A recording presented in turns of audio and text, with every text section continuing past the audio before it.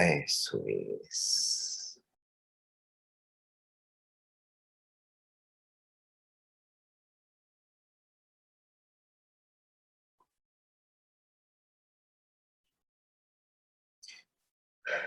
¿Cuántos somos?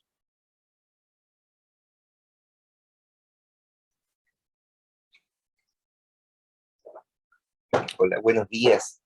¿Cómo están, chiquillos? Chiquillas. Hola, doctor, buenos días. Hola.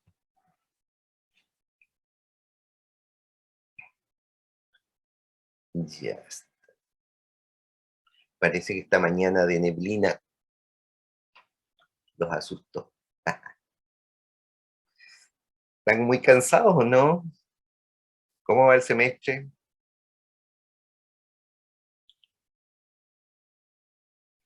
Terminamos un ramo hace poco, así que quizás estamos un poco más descansados mis compañeros. Sí. Ahora esta semana tienen la maratón de antibióticos. Gran tema, así que van a tener que estudiarlo bien. Ok.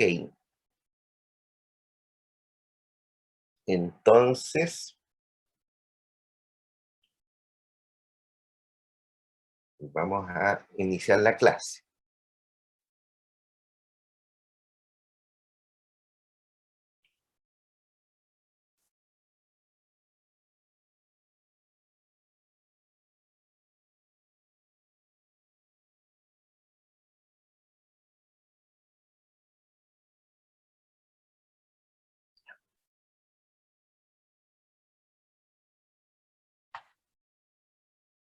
Ya, chiquillos, entonces voy a iniciar la clase ahora. Yo después les mando el PPT al doctor Torres para que se lo suba a la plataforma. Bien, el tema que inicia obviamente el ciclo de antibióticos tiene que ver con generalidades, es decir, conocer un poco las bases, ¿no es cierto? En este caso farmacológica, para poder actuar eh, debidamente, ¿no es cierto?, sobre infecciones bacterianas. Desde el punto de vista más de definiciones, los antibióticos, antimicrobianos también como suelen llamarse en algunos textos, son obviamente fármacos que tienen la capacidad, ¿no es cierto?, de inhibir el crecimiento o destruirlos a los microorganismos. Estos pueden tener un origen natural, sintético, semisintético. En su mayoría son de origen natural. Eso significa que desde observaciones, ¿no es cierto?, muy elementales de que cultivos de hongo o bacteria inhiben el crecimiento de otras bacterias, bueno, se da origen entonces al separar y purificar, ¿no es cierto?, el producto. Los semisintéticos son productos que están parcialmente modificados y los sintéticos son obviamente los que se diseñan a propósito de reconocer un receptor en la bacteria, ¿no es cierto? Y así poder alterar, ¿no es cierto?, el desarrollo, crecimiento o simplemente romper y causar la muerte de la bacteria. La clave de la antibioterapia es este triángulo que ustedes ven ahí. Es la relación que se da entre el paciente, ¿no es cierto?, la bacteria patógena y el antibiótico. Y así entonces, si se fijan con más detalle, van a darse cuenta que esta relación, ¿no es cierto?, es de ida y vuelta en relación a los factores que pueden tener gran influencia. Obviamente, el efecto, ¿no es cierto?, antibacteriano, que vamos a revisar, y también el tema de la resistencia al antibiótico.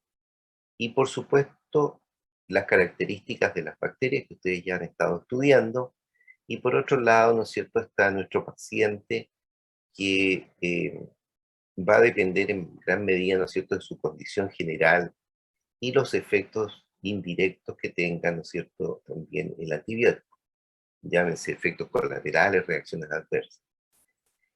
Este triángulo, entonces, que lo diseñó hace unas cuantas décadas ya un médico apellido Davis, pasa a ser entonces la clave con la cual nosotros tenemos que trabajar y eh, hacer lo mejor posible en cuanto a la prescripción de antibióticos.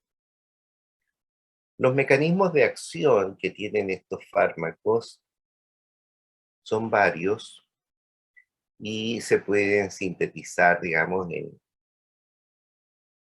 estos 5 que están mencionados ahí: inhibición de la síntesis de proteína, inhibición de la síntesis de ácidos nucleicos, de la pared, ¿no es cierto?, bacteriana, de la membrana, ¿no es cierto?, y obviamente del metabolismo.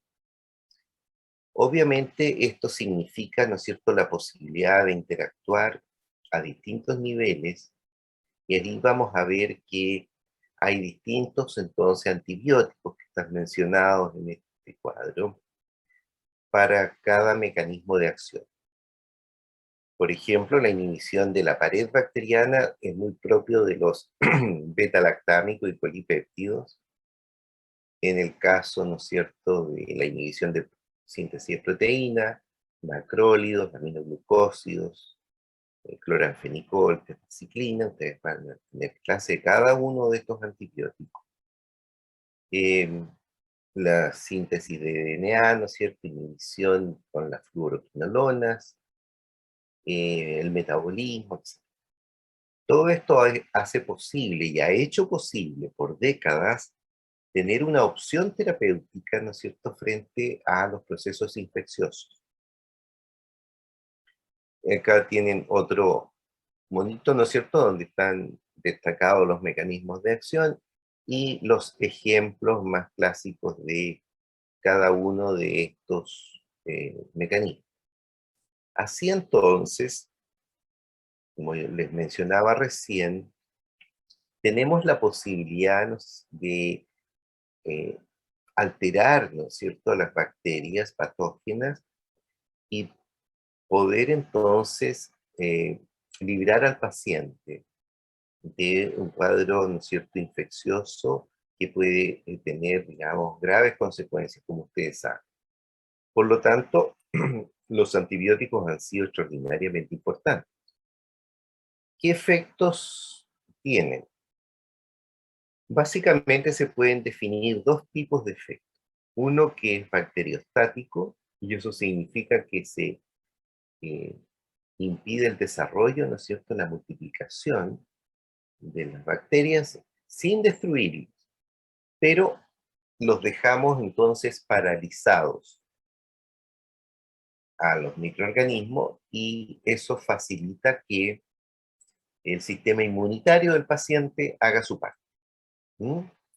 Eso significa, ¿no es cierto?, que el paciente, al estar en contacto con un antibiótico bacteriostático, logra, les repito, detener el proceso de crecimiento, desarrollo de la infección, y le damos la posibilidad al sistema eh, inmunológico, ¿no es cierto?, que fagocite, etc.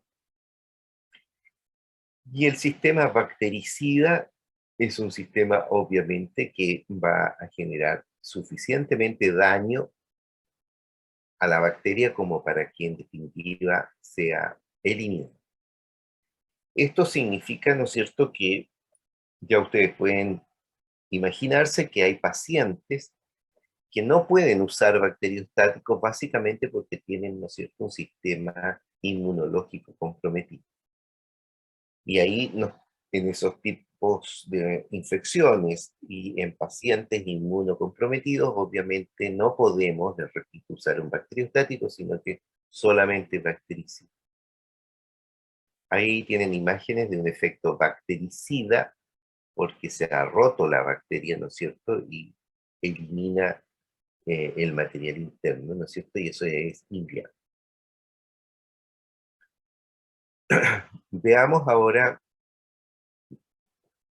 cuáles son las bases en las que tenemos que fijarnos para elegir un antibiótico. Básicamente se pueden definir tres criterios: un criterio clínico, un bacteriológico y un farmacológico. El criterio clínico, ¿no es cierto?, es lo que ustedes van a ir aprendiendo en las diferentes áreas, ¿no es cierto?, de enfermedades infecciosas. Van a ir revisando, ¿no es cierto?, cuáles son las características clínicas de una enfermedad y cuál es el impacto que esto tiene, ¿no es cierto?, en el paciente. Y de esa manera, entonces, uno tiene la posibilidad de reconocer las características clínicas, la respuesta inmune del paciente, cuál es el impacto, como les decía, alergia, si está en estado de embarazo o lactancia.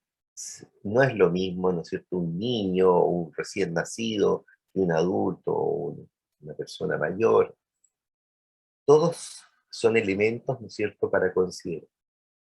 El criterio bacteriológico que ustedes han ido conociendo, ¿no es cierto?, tiene que ver con las características, ¿no es cierto?, del diagnóstico bacteriológico, ojalá con un cultivo antibiograma y su sensibilidad. Y el criterio farmacológico es lo que vamos a revisar, digamos, básicamente, con más detalle, que es, ¿no es cierto?, qué actividad antibiótica tiene nuestra posible elección, si llega o no llega a los tejidos. Nosotros necesitamos tratar, ¿no es cierto? O sea, le vamos a dar un antibiótico. Este antibiótico llega, por ejemplo, a tener acción a nivel pulmonar o, o no, eh, o a nivel, ¿no es cierto?, del sistema nervioso central, si el paciente tiene una meningoencefalitis, etc. El tema, ¿no es cierto?, de sus características cinéticas, cómo se administra, si se distribuye en el organismo, cómo se elimina, si se metaboliza o no, etc. Y por supuesto las reacciones adversas. Está ahí en un cuadrito destacado también algo que siempre incomoda porque también es parte de la realidad, es decir, los costos de los antibióticos en general eh, no son bajos, ¿no? Pueden representar un altísimo gasto, ¿no es cierto?, para los sistemas hospitalarios. Entonces, muchas veces, nos guste o no, también forman parte, de los criterios de elección, porque puede no estar disponible el que eventualmente nosotros queramos elegir, y la razón que no está disponible en un hospital, en un servicio, ¿no es cierto?, es porque puede representar enormes costos, ¿no es cierto?, para el sistema. La antibioterapia en general se puede eh, indicar cuando uno tenga, ¿no es cierto?, claridad absoluta respecto al diagnóstico bacteriológico. Es decir, cuando tengamos, ¿no es cierto?, el informe del laboratorio que nos reconoce qué tipo de bacteria es, ¿no es cierto?, y eventualmente su sensibilidad frente a los distintos antibióticos. Eso es la antibioterapia documentada. Pero lo habitual es que se indique, ¿no es cierto?, una antibioterapia empírica que llamamos, donde todavía no sabemos los detalles del diagnóstico bacteriológico, pero consideramos, ¿no es cierto?, importante algunos elementos clínicos, elementos obviamente epidemiológicos, estacionales, etcétera, que nos permiten suponer con la mayor certeza posible que eh, el cuadro infeccioso está causado por un determinado, ¿no es cierto?, eh, cuadro, ¿no es cierto?, es un cuadro infeccioso por una determinada bacteria, y en ese caso el, eh, antibiótico más indicado se lo vamos a dejar al paciente. Posteriormente puede entonces modificarse la terapia cuando ya tengamos, ¿no es cierto?, los datos bacteriológicos que nos emite el laboratorio. Así que la gran mayoría de los tratamientos antibióticos al menos se inician en el mismo momento que se toma la muestra, para saber de qué tipo de infección estamos empezando a tratar. Y así entonces las primeras 24 o 48 horas de un tratamiento antibiótico, la mayor parte de las veces se ha iniciado, les repito, sin conocer el microorganismo responsable. Posteriormente entonces se acomoda la antibioterapia. También es posible que usted en pacientes más complejos, a nivel hospitalario, cuando puedan estar haciendo prácticas, ¿no es cierto?, van a darse cuenta que muchos pacientes están con indicación de terapias asociadas. Eso significa que el paciente recibe a lo menos 2 antibióticos simultáneamente. Y eso es en la búsqueda, ¿no es cierto?, de un sinergismo en los mecanismos de acción, disminuir la posibilidad de resistencia y eventualmente también ustedes van a conocer que muchos cuadros clínicos infecciosos pueden estar causados por más de una bacteria. Ahora, eso hay que tenerlo claro de que puede dar problemas de toxicidad, obviamente incrementar los costos, etc. Pero la gran mayoría de los pacientes que se tratan en un hospital como el que tenemos en Temuco, de alta complejidad, pueden estar exactamente requiriendo una terapia asociada. Otra pregunta compleja de responder es, ¿cuánto dura un tratamiento antibiótico? Probablemente, ¿no es cierto?, ustedes alguna vez han tenido un tratamiento antibiótico o alguien de su familia y se han dado cuenta que eh, como que se mantiene alguna indicación de 7 días, otras veces 5, otras veces más, etc. La verdad es que no existe una claridad así definida para decir qué tiempo debe ser el que un tratamiento antibiótico eh, debe mantenerse. Pero sabemos y tenemos elementos como para poder definir eso. Primero, reconocer, ¿no es cierto?, que si una infección está en un tejido de fácil acceso, y es decir, que tiene un flujo sanguíneo suficientemente alto, eso significa que va a llegar mucho antibiótico.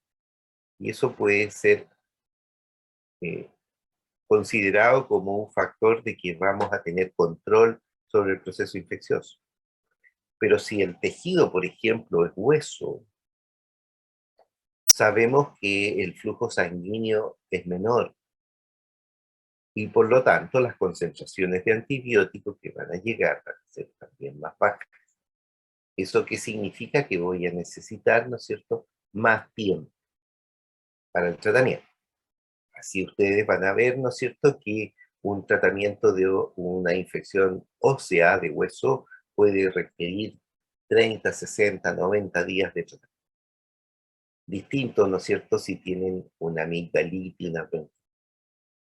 Las condiciones del paciente, ¿no es cierto?, si el paciente tiene alguna otra enfermedad, especialmente si es inmunocomprometido, vamos a necesitar más tiempo, ¿no es cierto?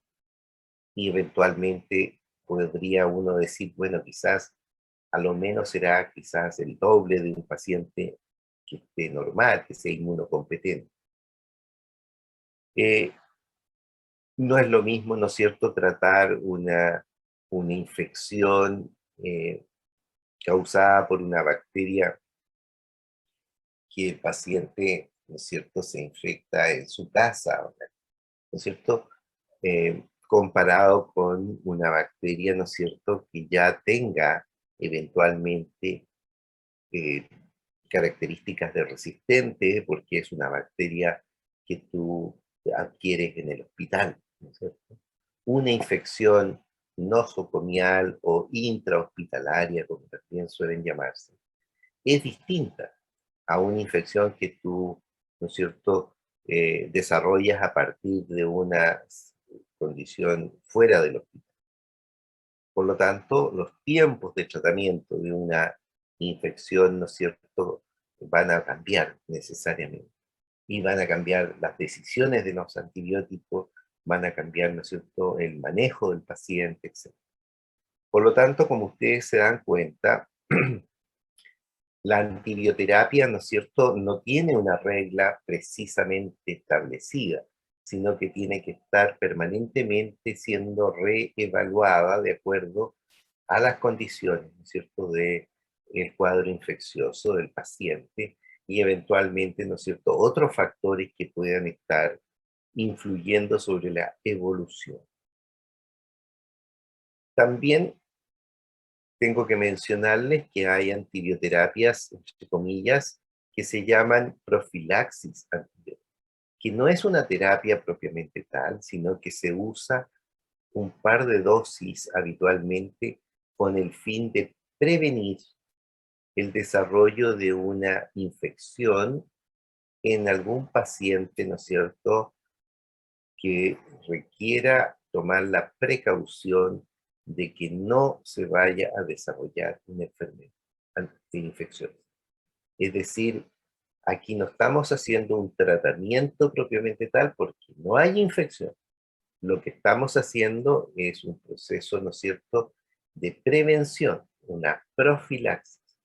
Y esa entonces está indicada en pacientes, ¿no es cierto?, que puedan tener un riesgo, ya sea por una condición inmunológica, trasplantado, usando inmunosupresores, un paciente VIH positivo, ¿no es cierto?, Eh, antecedentes de problemas hematológicos con neutropenia o pacientes con problemas de válvula, ¿no es cierto?, y riesgo de endocarditis, etc. Por lo tanto, en esos pacientes, cuando van a ser intervenidos, puede haber un riesgo, una operatoria, una intervención que puede ser incluso en el plano de la odontología, ¿no es cierto? Una operatoria de eh, hacer, por ejemplo, sacar un molar, ¿no?, una exodoncia, etcétera, puede, ¿no es cierto?, aumentar el riesgo que haya una bacteremia, ¿no es cierto?, y de la bacteremia el paciente se complique. En esas condiciones, entonces, la indicación es profiláctica y normalmente se refiere a una dosis de antibiótico previo al procedimiento, a veces durante el procedimiento y eventualmente al término del procedimiento. Y no más que eso. Si extendemos más, ya no es profilaxis. ¿Sí? Entonces, ahí obviamente hay que tener claro de usar bien el término. ¿Ah? Tratamiento es cuando nosotros tenemos un cuadro infeccioso y lo necesitamos obviamente tratar. Profilaxis es para prevenir, ¿no es cierto?, de acuerdo a las condiciones de susceptibilidad del paciente. Hay algunos requisitos, ¿no es cierto?, para la profilaxis. La idea es ser lo menos complicado para el paciente también y elegir un antibiótico, ¿no es cierto?, que permita controlar la flora, ¿no es cierto?, más posible, más probable, ¿no es cierto?, que pueda afectar al paciente con una mínima toxicidad, ¿cierto? O sea, la idea es prevenir y no complicar. El otro elemento crítico que tenemos que tener presente en el plano de la antibioterapia es la resistencia. estos mecanismos que desarrollan las bacterias, ¿no es cierto?, que permiten evitar el efecto antibiótico, se ha ido obviamente complicando. Por un lado tenemos una resistencia primaria, ¿no es cierto?, que forman parte de las características de las bacterias, y dado su estructura o sus eh, procesos metabólicos, etcétera, la bacteria no es sensible, ¿no es cierto?, al antibiótico. Ahí tenemos una resistencia primaria, o la resistencia secundaria, ¿no es cierto?, o adquirida, que resulta habitualmente de un manejo inadecuado, donde efectivamente, ¿no es cierto?, la terapia antibiótica ha sido insuficiente y ha dejado tiempo, o ha dejado, ¿no es cierto?, un proceso a medio tratar, como suele suceder, ¿no es cierto?, para fines de que la bacteria desarrolle mecanismos, ¿no es cierto?, de defensa frente al antibiótico. Entonces, este fenómeno se puede considerar, ¿no es cierto?, como un proceso adaptativo de la bacteria frente a los antibióticos.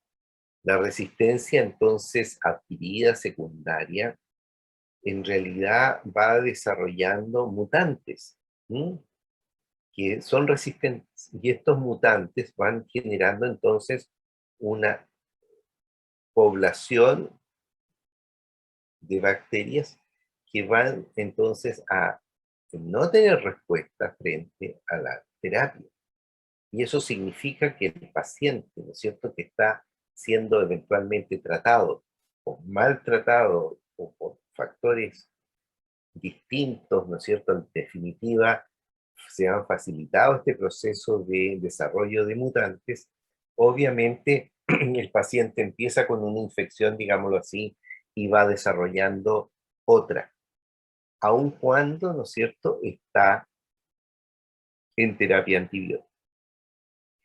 Este es un fenómeno complejo, muy complejo, porque obviamente las bacterias, y muchas de ellas tienen gran capacidad, ¿no es cierto?, para desarrollar mecanismos que hacen entonces posible el salvar, ¿no es cierto?, el, el- el efecto antibiótico, y en definitiva generar una población nueva de bacterias que no son afectadas. Así entonces pueden haber mecanismos, ¿no es cierto?, de evitar que el antibiótico entre a la bacteria, que se modifica el receptor, que se desarrollan em, procesos metabólicos, enzimáticos, etc. De tal manera que hay varios mecanismos por los cuales las bacterias se hacen resistentes, y en definitiva, ¿no es cierto?, ¿dónde tenemos la mayor, comilla, fábrica de em, bacterias resistentes? Donde más se usan antibióticos, por supuesto, ¿no es cierto? Y eso significa entonces que el consumo hospitalario de antibióticos se considera, ¿no es cierto?, también un riesgo. De ahí que en todos los hospitales, y especialmente, ¿no es cierto?, donde se usa mucho antibiótico, eh, se requiere de la participación de personas expertas, de médicos, ¿no es cierto?, infectólogos, como suelen llamarse la especialidad, para controlar, no solo para tratar bien, sino que para controlar, fíjense, el uso de antibióticos. Y de esa manera, entonces, bajar el riesgo de generar resistencia. La otra parte muy compleja, ¿no es cierto?, y que ha sido criticada estos últimos años, ha sido el enorme consumo de antibióticos que se le administran, ¿no es cierto?, a la crianza de animales y también a las de salmones para poder, ¿no es cierto?, evitar eh, infecciones en estas crianzas de carne o, ¿no es cierto?, disminuir la población de bacterias en los animales con el fin de que los nutrientes sean aprovechados, ¿no es cierto?, en el desarrollo y crecimiento de los animales en crianza. Esto ha generado obviamente grandes dificultades para el control de antibióticos porque no hay lamentablemente una buena fórmula de control y entonces hay, sin lugar a duda, ¿no es cierto?, mucho antibiótico que estamos consumiendo nosotros cuando comemos, ¿no es cierto?, alimentos cárneos, salmones u otras cosas, porque están obviamente contaminados con los antibióticos y no tenemos información de eso. En definitiva, ¿no es cierto?, estos últimos años lamentablemente ha ido aumentando entonces el tema de la resistencia a antibióticos y claramente es una amenaza, ¿m? Para las próximas décadas eh, este fenómeno porque hay que decirlo claramente, tenemos una investigación de nuevos antibióticos muy escasa.